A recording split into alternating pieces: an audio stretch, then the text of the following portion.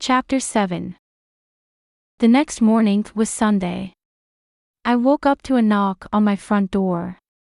I climbed from my bed and threw on a tank top and shorts. I pulled my hair into a messy bun and put on a pair of glasses. I opened the door, resisting the urge to rub the sleep from my eyes.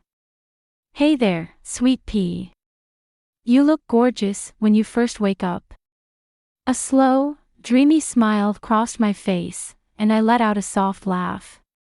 "I brought you breakfast," he said. That was when I noticed he was holding a cup from Hale Me Crazy. "Oh, my gosh. I love your face," I blurted and then blushed. He laughed. "Oh, come in," I said, opening the door wider. "Sorry, it's a mess. Wyatt and Zoe had a big study party here last night," I said, indicating the pizza box and the empty energy drinks scattered across the coffee table. "You don't have to explain it to me. I live with the guy. Let's just say he's not the clean one in the household. Zoe and I take turns being the clean ones." "I heard my name," she mumbled from the other end of the house. "Go back to sleep, Zoe," I said, chuckling. "Do you have a guy over?" Her groggy voice came from her bedroom again. She snorted, and it came out sounding like she was slightly drunk. "That's a first." I reddened. Did she really have to announce my lack of a love life right now? "Hey, Zoe. It's Carson," he said. "Rough night?" "Ugh.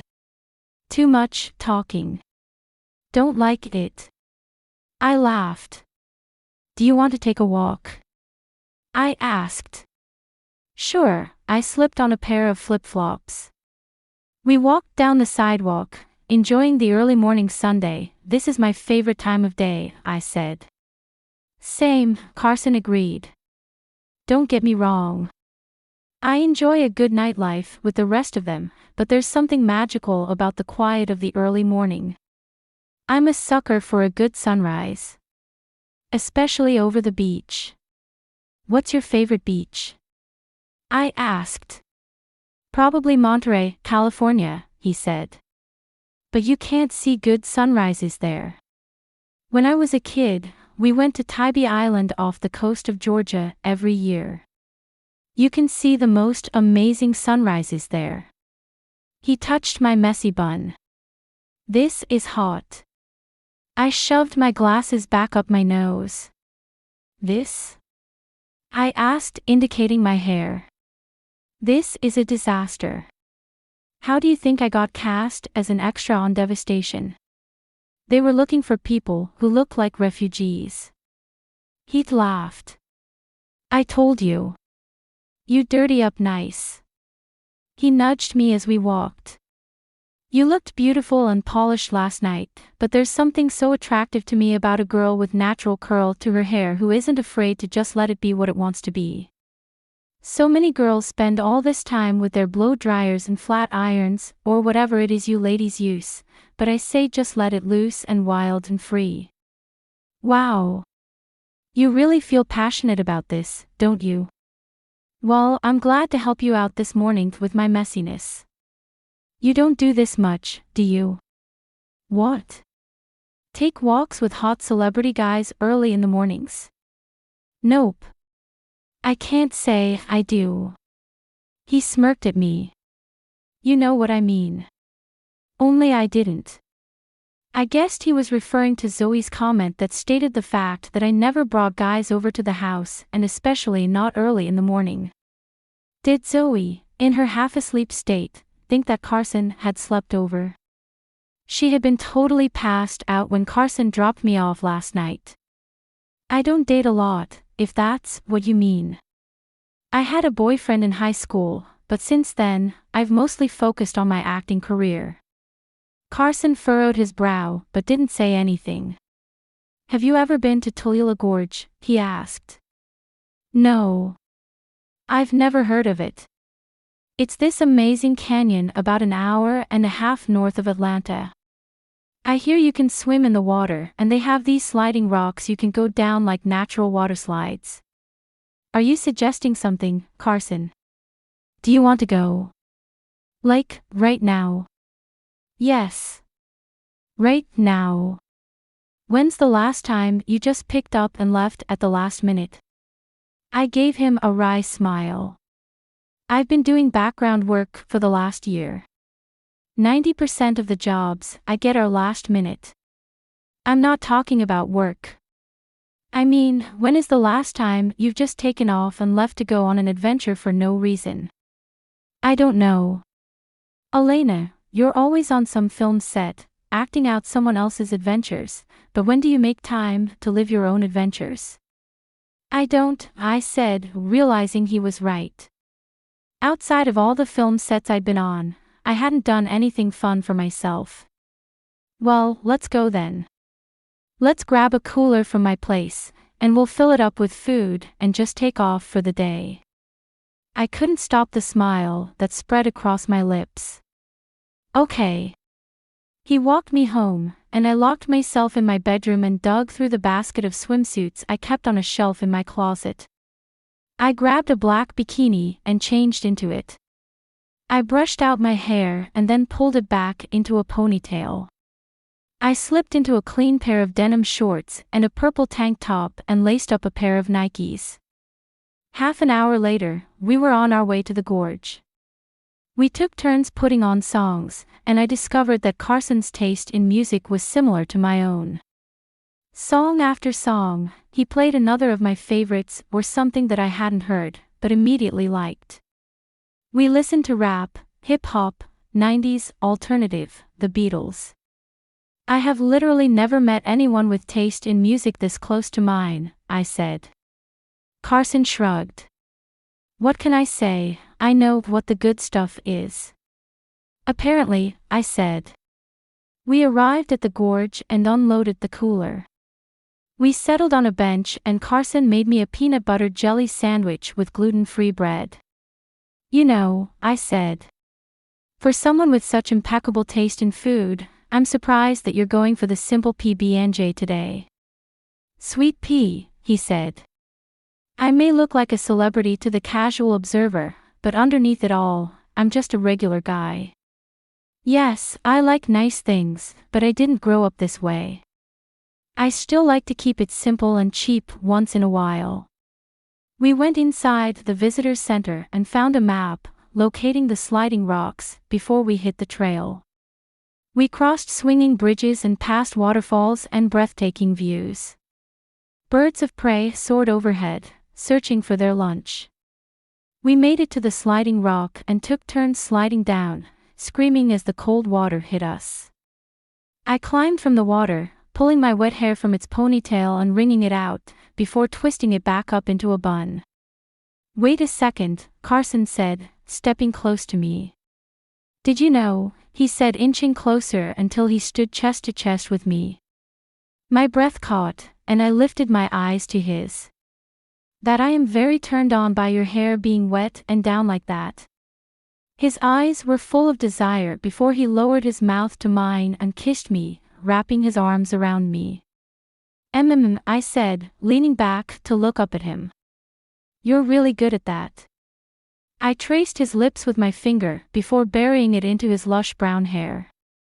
His bright blue eyes softened and a side of his mouth pulled up into his signature smile. You're not so bad yourself.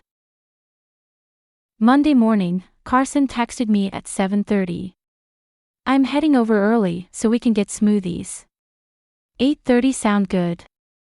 I peeked out my living room curtain at 8:29 and saw Carson's BMW pull up into the driveway. See you later, Zoe, I called out. We pulled up to Kale Me Crazy, and he bought us both smoothies. I was grateful to see that there was no trace of the paparazzi today. When we were back in his car, I leaned over and kissed him. Thanks for the smoothie. I smiled at him. No problem, sweet pea. It was a busy day for filming, and we didn't get the chance to see each other much on set, other than a few stolen kisses in his trailer. Carson had a lot of extra scenes that Cheyenne wasn't in, so I ended up spending most of the day hanging out in the stand-in tent, looking up future monologues, scrolling through my Facebook feed, and checking my email and Actors Access with the hope that another audition might pop up. Just after 2:30, my phone rang with a Georgia number I didn't recognize. I swiped the screen to answer the call. Hello. Hi, Aleyna. Yes. Hi. This is Ebony from Freaky Film Productions. How are you? My heart sped up. The call back. I'm great. We would like to invite you to callbacks tomorrow evening at 5. Would we be wrapped by then? I had no idea, but I just have to chance it. Sure thing, I said, pushing down a wave of anxiety. Great. See you then. I blew out a puff of air and decided I needed a snack to get my mind off the stress. I wove through the trailers and stepped over huge bundles of cords that connected to the lighting and cameras where they were filming. Finally, I found the crafty tent, and I browsed the huge selection of snacks. I picked out a banana, and as I reached for a bag of pistachios, I overheard voices on the other side of the tent from me. Hey, Carson, how did Maddie like Phantom? One of them asked. She ended up bailing last minute, Carson said. Lame. Those were nice tickets, too. Come on, Dave, an older guy said. You know he picked up some hot chick to take with him. We're talking about the mighty Carson Peters. He doesn't go to Phantom dateless. Oh, is that what they say about me behind my back around here? Carson laughed. I crushed the package of nuts in my fist. I was just a last-minute fill-in date. That's all I was to him. Carson turned the corner and stood face to face with me. Aleyna, he said. He took in my dark expression. You just heard that. It wasn't a question. I did, I said in a tight voice. I'd let myself feel something for him. Why was I so stupid? Can I talk to you for a minute? He glanced at the crew member running the crafty tent. Sure, I said. The last thing we needed was rumors flying around set about our issues. Why was he still trying to spend time with me? I kept expecting him to drop me cold, but he kept coming back, popping up out of nowhere. Carson led me to a secluded spot behind a row of trailers. He turned to me, his blue eyes looking deep into mine with an intense expression. Aleyna, I want you to know something. Regardless of what I had planned before I met you, I have had an amazing time with you the past few days. I studied his face. Was he just saying this because he was embarrassed that he got caught, or did he honestly feel something for me? I'd like to keep seeing you, Carson said. I looked back at him, my heart conflicted. How could I trust him? I can't do this, I whispered. I'd been so stupid to let my guard down with him. Aleyna, wait, he called out. But I turned and fled back to the safety of the stand-in tent. Wyatt didn't look up from his book when I entered, and I didn't say anything to him to indicate that anything was wrong. I sat stiffly in my chair with my body angled away from Wyatt in case he happened to look up and see the expression on my face. The last thing I wanted right now was for him to start asking questions. After we'd wrapped for the day, Carson showed up at my tent. Aleyna, ready to go? I looked up at him and kept my face impassive. I'd been so upset that I'd forgotten that he was my ride home. If I'd thought of it sooner, I would have called Zoe to pick me up. I grabbed my phone and thought about making the call anyway. But I looked up into Carson's eyes and saw true remorse there. I let out a puff of air. Yeah, let me just grab my stuff, I said, hating myself as I said it. I scooped up the bag I'd brought with me for the day. As we walked to the car, he said, You're still upset about what you overheard earlier, aren't you? I let out a puff of air. Honestly, I don't know what to expect from you. I don't know if you're actually interested in me or if you just think I'm another girl to toy with. He stopped walking and turned toward me, looking me straight in the eye. I would never toy with you, Aleyna. And I mean that. Your feelings matter to me. I studied his earnest expression as my heart battled within me. Okay, he asked, still locking eyes with me. I nodded slowly. Okay. When we got to the car, he said, "Are you hungry?" I hesitated before answering. I wasn't sure I wanted to move forward with him when my heart was already this invested. There was too much at risk. But I was starving, and I knew my fridge at home was bare. My weak stomach got the better of me. I could eat, I said, keeping my voice light. Good. There's someplace I want to take you. Carson drove me to Buckhead again, only this time he took me to a pizza place. He did realize that I couldn't eat pizza, right? I know what you're thinking. You can wipe that worried look right off your face. This place is known for their gluten-free pizza. I stared at him, and the anger and distrust I'd felt for him earlier began to melt away. How did you know about this? Well, there's this amazing tool called the internet. You really should check it out sometime. You looked this up just for me. My heart warmed in my chest again. Well, I had selfish reasons behind it. I happen to love pizza, Carson said as he opened one of the double doors of the building. But Carson wasn't being selfish at all. He could have gotten dinner wherever he wanted, somewhere closer to home. He was probably tired after a long day on set. But instead, he chose to drive all the way to Buckhead just so I could eat pizza, too. Maybe I had misjudged him too quickly. I followed him inside, and we ordered a couple of pizzas. I picked out a gluten-free pizza with meat on it, and Carson ordered a regular crust pizza with ricotta and mozzarella. Between the two of us, it's a wonder we find anything to eat, I said, filling my glass with ice at the beverage station. I slid next to him in the booth he picked out and snuggled up. Something buzzed between us, and I realized it was my phone in the pocket of the light jacket I had on. I pulled it out and saw a local number calling. Hello. Yes, this is Aleyna. Okay. What's the total? Is it that much? Is there any way you can lower the price of the repair? Can I get back to you about this? It's not a good time. I set my phone on the table. How much do they want for the repair? Carson asked. I buried my head in my arms.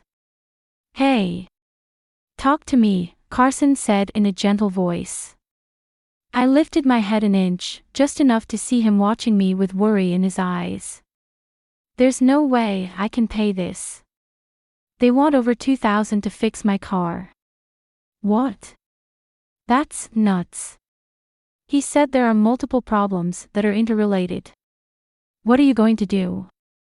I have no idea. Maybe I'll just have to start taking the bus until I can save enough to pay for it.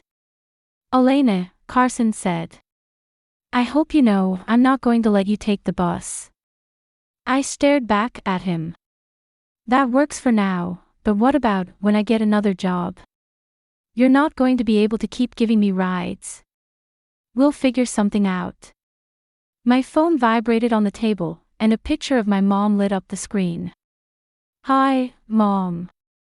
What's wrong, honey? I just got a call from the repair shop. It's going to cost over $2,000 to fix everything on my car. I don't know what I'm going to do.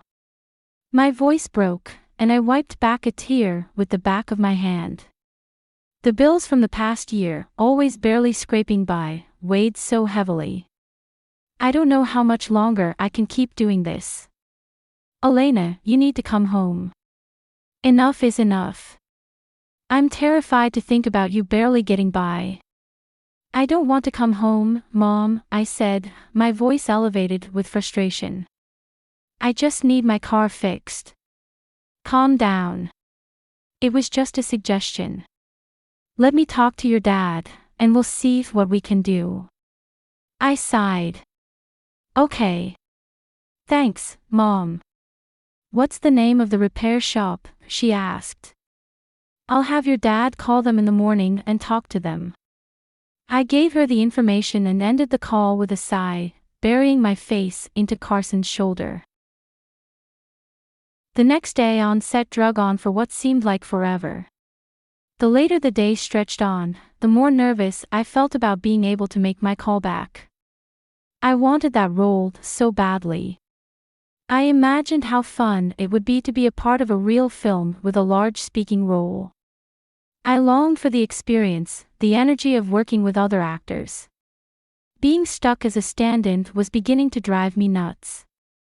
Even though I still struggled to feel comfortable in front of the camera, I wanted more than anything to overcome my discomfort. I wanted to feel alive in the spotlight. To bask in the attention.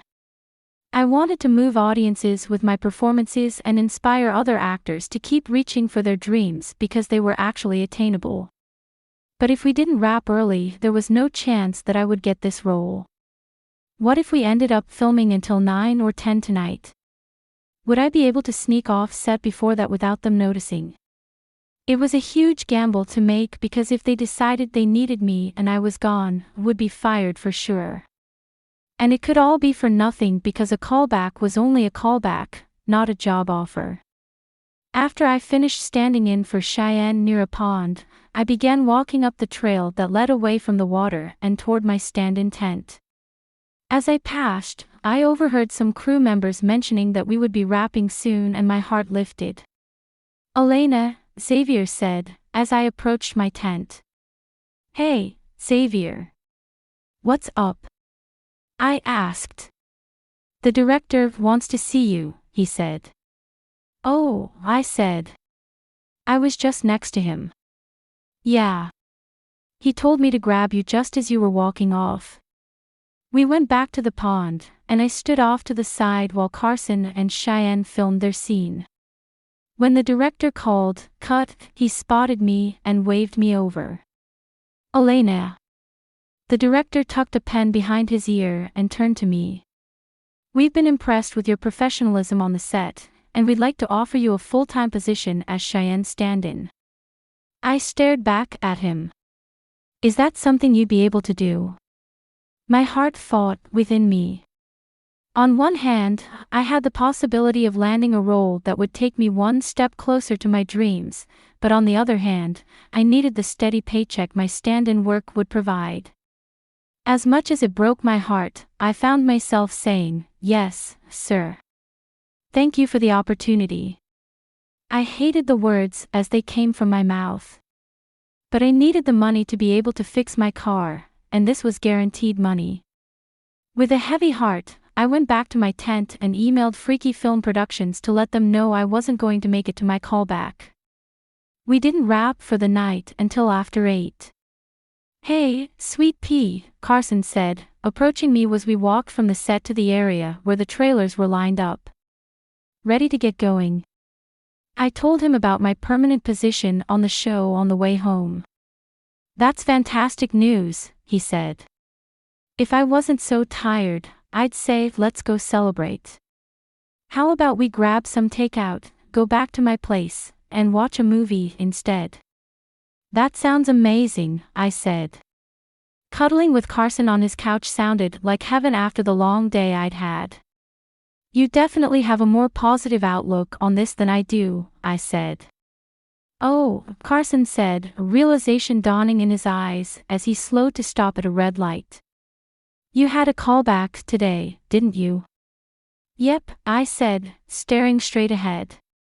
And now because you're permanently on the show, you can't go, he said slowly. Nope. I see, he said. I spotted Carson staring at me from the corner of my eye. And how do you feel about that? He asked. Honestly, I sighed. I'm bummed about it. I had high hopes for that horror film. I really felt like it was the closest I'd ever gotten to a connection with a director. And now I'm stuck here for who knows how long. I see. Carson's voice was quiet. I glanced over at him. I hadn't hurt his feelings, had I? He had been so excited for me to have the permanent position on the show. Was that because he wanted to spend more time with me? I was beginning to wonder if he was interested in something more long-term with me. We hadn't been together very long, but it had been consistently every day. What did that mean? Was I reading too much into this, or did he consider me something more than just another one of the girls he liked to toy with? When Carson dropped me off later that night, I checked my YouTube channel before crawling into bed. My newest video had only gotten 5 views in the past week. I posted on Twitter and Facebook with the hope that it would bring in more views and then checked my email. I had 2 promising audition opportunities sitting in my inbox that I had to ignore. I gritted my teeth. Sure, I had a steady gig on the show, and I'd be able to pay for my car eventually, but I was sacrificing my dreams for the daily grind of nothingness.